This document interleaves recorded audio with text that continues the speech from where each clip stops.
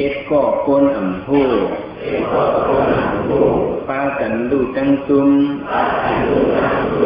เฮ็ดก็ก้นอ่ำหูป้ากันดูจังซุมเฮ็ดก็ก้นอ่ำหัน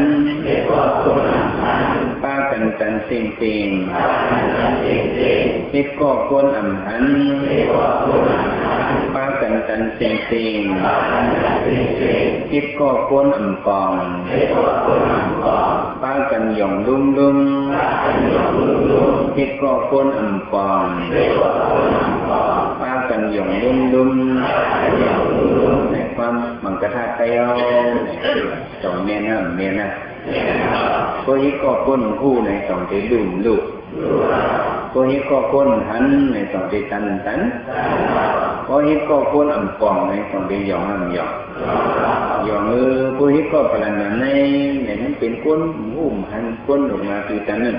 ในมันมีมังกร